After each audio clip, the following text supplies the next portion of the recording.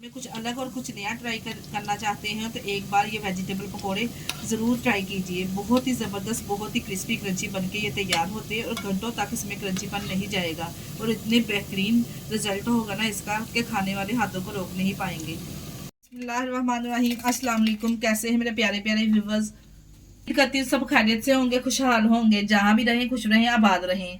लोगों के साथ शेयर करने जा रहे हैं मिक्स वेजिटेबल पकोड़े की रेसिपी। बहुत ही ज़बरदस्त बनके तैयार होगी। ये आपने आलू के पकोड़े, प्याज के पकोड़े तो बहुत खाए होंगे, एक बार इस रेसिपी को फॉलो करके बनाएं। चलिए जी, फिर देर किस बात की, इस मज़ेदार से पकोड़े की रेसिपी को बनाना स्टार्ट करते हैं। चलते हैं रेसिपी की तरफ। वीडियो को फुल वॉच कीजिएगा। वीडियो पसंद आई तो वीडियो को लाइक और चैनल को सब्सक्राइब लाजमी कर दिया करें।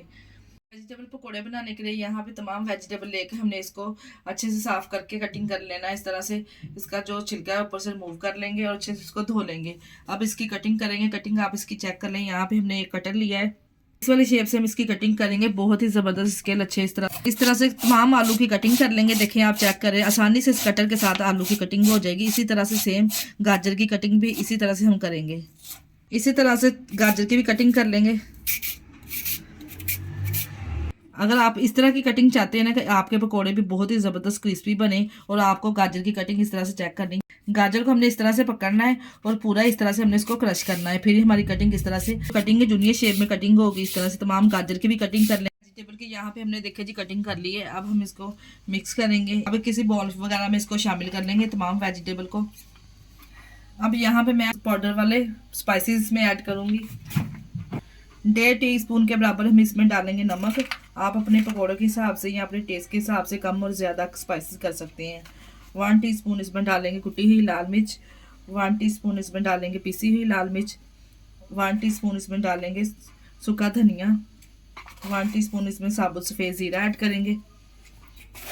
1 टेबलस्पून मैं इसमें डालूंगी घर की सुखाई हुई सूखी मेथी, खुशबूदार। इससे फ्लेवर और जायका बहुत ही ज़बरदस्त पकौड़ा का हो जाएगा।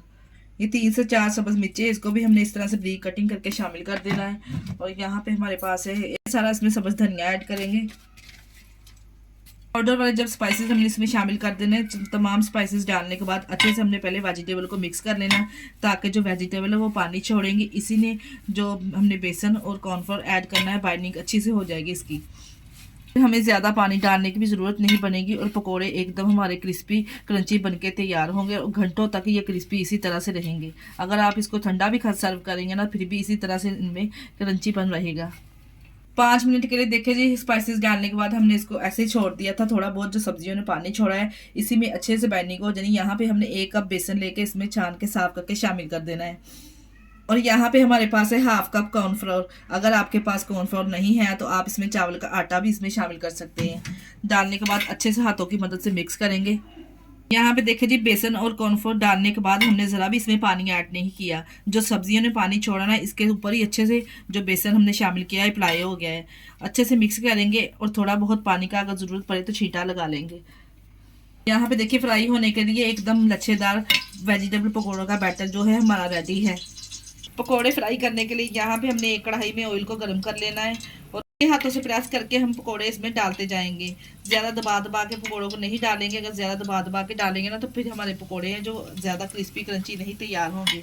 ये देखिए इस तरह से, ये देखिए जी, इस तरह से हल्के हाथों से हमने प्रेस करना है पकोड़ों को और इस तरह से हमने इसको डालते जाना है। अगर हम ज़्यादा दबा दबा के पकोड़े बनाएंगे ना, तो पकोड़े हमारे क्रिस्पी और क्रंची नहीं बनेंगे और जल्दी अंदर से नरम पड़ जाएंगे।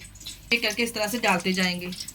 तमाम पकोड़े एक एक करके मैं इसमें डाल दूंगी और 1 से 1.5 मिनट के बाद हम पकोड़ों की साइड चेंज कर देंगे। यहाँ पे देखें जी, 1.5 से 2 मिनट के बाद मैंने इसकी साइड चेंज कर दी। ज़रा भी ये बिखरे नहीं है और ज़रा भी ऑयल इनमें डिजोल्व नहीं हुआ। जो लोग कहते हैं ना पकोड़े जब हम बनाते हैं तो उनका ऑयल पकोड़े में अच्छे से डिजोल्व हो जाता है, वो बिल्कुल भी इस रेसिपी में नहीं होगा अगर आप इस रेसिपी को फॉलो करके बनाएंगे। और इतने ज़बरदस्त क्रिस्पी क्रंची वेजिटेबल पकोड़े बनके तैयार होंगे। जो बच्चे वेजिटेबल नहीं खाते, इस तरह से उनको पकोड़े बना के दीजिए, वो बहुत ही शौक से वेजिटेबल खाएंगे। साइड इसकी चेंज करने के बाद हमने इसको टोटल 7 से 8 मिनट तक फ्राई किया है। माशाल्लाह से चेक करें कितना ज़बरदस्त इसके ऊपर कलर आया है।